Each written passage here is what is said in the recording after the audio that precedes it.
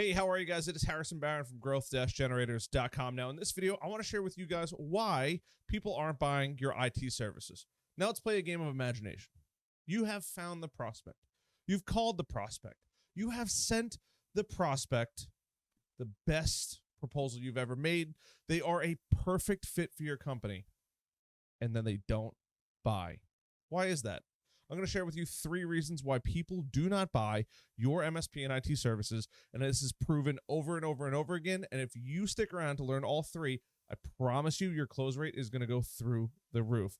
Before we get into it, I do want to invite you to check out my free masterclass. It is about an hour long. It is going to give you 5 tips on how to drastically increase your sales. Plus, if you add this video, that's 8 ways you're going to be making insane amounts of money with your business, especially in the sales part of it. So check it out. And you're going to want to stick around for the rest of this video because the 3rd one is going to blow your mind.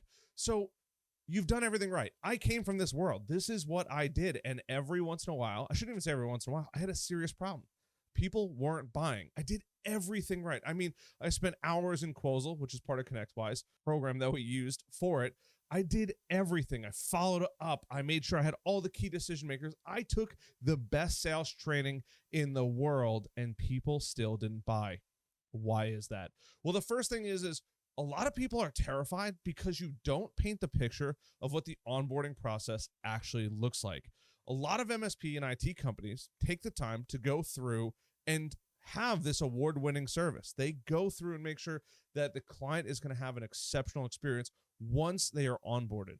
But the biggest fear companies have is actually after signing that piece of paper until they are fully onboarded. The onboarding process I've seen in a lot of MSPs can be really rough, and that's okay. Believe it or not, most people aren't afraid of that, but what they are afraid of is the unknown. And the easiest way to avoid this is 2 ways. 1, when you're presenting your proposal, paint the picture, or if you can create a white paper, a printout, anything like that, of what the onboarding process actually looks like with your company, the trials and tribulations you're going to go through, the discovery process, letting them know what technology is going to be out of date or what is already out of date, what licensing's out of date, whatever it may be. But painting the picture of what the onboarding process is going to look like is fantastic. Now, I want to paint you a picture of something. And this is kind of hard because everybody's from different parts of the world. But let's just say a new software hits the market, right?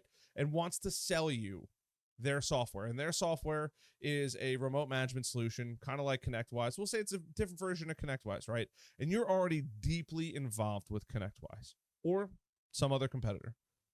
They want to earn your business. The hard part, the struggle, is fully understanding what that conversion would look like. And this is just software. This is not physical hardware either, keep in mind. This is the problem that most companies have. They understand that you might actually provide a really, really good service that they genuinely need, but they are horrified to figure out what it's going to be like because they don't know. And if you can share with them the process of every single thing you do, between putting on your agents to rolling out your antivirus to controlling all of them to pushing out updates, the whole 9, every single thing that you do in your own standard operating procedure for an onboarding, paint the picture and share with them what feels great and what sucks. Maybe it's the health report that you get back saying, hey, by the way, 25% of your computers are not only out of warranty, we don't recommend having them on the network anymore. They are maybe Windows 7, maybe Windows 8. Who knows? Maybe it's Windows 10 and you just don't like Windows 10. I don't know. But whatever it is for you, share with that prospect, hey, this is our entire onboarding process from A to Z, everything that we do.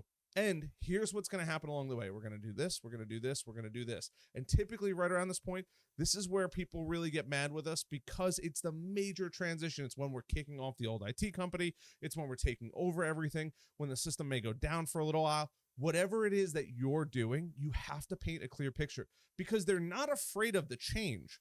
They're afraid of not knowing what's going to happen. And that's the big difference between a very successful IT company and somebody that's kind of getting their sea legs underneath them here. You have to paint that picture for that prospect. And once you do, they will be far more comfortable because they know it's going to be an uncomfortable process. Nobody wants to switch technology companies. Nobody wants to switch a lot of things. But They know it's necessary. And if they've already agreed to your proposal, they've gone through everything else, but they don't sign at the last possible minute, I promise you it's because they're onboarding. And the second reason is, what does the future IT cost look like when they work with you? They want to know that they are signing a piece of paper, right? They understand they are getting monthly services. But a lot of people are really uncomfortable with not knowing what the future looks like. They may love their current IT person because they don't recommend upgrades. They're just like, yeah, use super outdated stuff. Oh, Windows 7, yeah, it's gone end of life for a couple years, but you guys are fine. Nobody's going to hack you because you don't have information anybody wants, which is obviously huge red flags and false. But they are afraid to see what the current or the future costs look like with you, right? After you've completed that onboarding, you're going to have a conversation about what's out of date. On the rare chance that they come from an IT company that has done everything right, I's dotted, T's crossed, the whole nine, they don't know what additional bill is going to come down the line. And if you can paint that picture beforehand and say, hey, by the way, while we were in here, I just want to let you know we saw about 15 or 20 computers that are way out of date, that need massive updates, or their processors aren't supported by Windows 11. I don't know. Whatever it is for you that you feel necessary to tell them is important.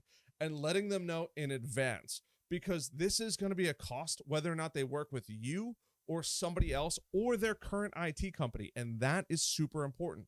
They're terrified to know what that process looks like of that onboarding. And then as soon as you're done with onboarding, you're probably going to hit them with another bill, which is okay.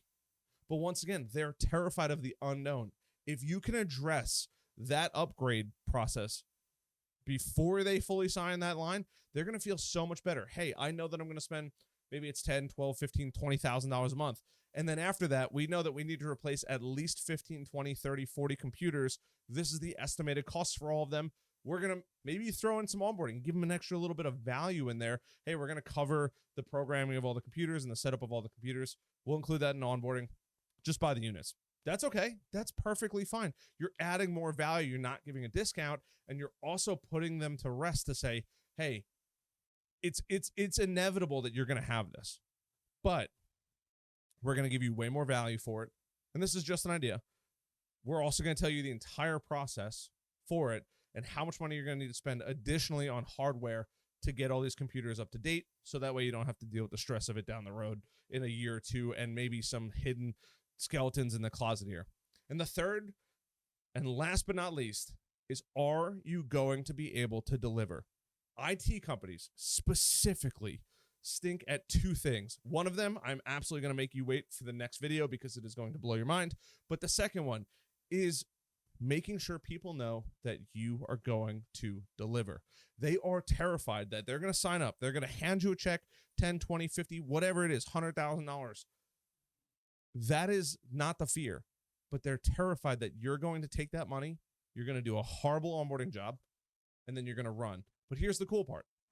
Even if you can't deliver, your delivery might take longer than you originally anticipated. If you share with them that whole onboarding process from A to Z, going through everything, this is what it looks like, this is where we're going to have hiccups. By the way, throughout this process, I do want to let you know we saw a handful of computers out of date. Right now, it looks like 15 or 20 of them. We'll have a better idea when we're done, and then we can let you know, figure maybe 15 or 20 computers are probably going to need to be rolled out, and you're going to need to buy new ones and roll them in, because that's what the process looks like. By covering those first two will increase the chances of you closing the deal, because they're going to feel like you can actually deliver, because you provided value. You showed the process of what it's going to look like. You then told them the future IT costs. They are going to feel way better about handing you that check, knowing that your IT or MSP company is going to be able to deliver on the services that you promised them. And I know this sounds kind of weird, and you're like, that's not real. I promise you, if you are not closing that deal, I'm looking for a piece of paper on my desk here. You've handed them that piece of paper, or you've sent it over electronically to have them sign, and they're not signing, and you've done everything right. You called, you got the meeting, met with the decision makers, the whole nine. You know that this sale is in the bag, and they don't sign. It is because you are failing on at least one of these three, or all three of these. And if you fix these, I promise you, you're going to close way more sales. In the next video, I'm going to share with you guys that one secret of something that IT companies never do. It is going to drastically increase the amount of leads that you guys get. So you're definitely going to want to hit that likes button, hit that subscribe button. And if you're curious to know how to make more money, check out that masterclass down below. I'll see you guys later.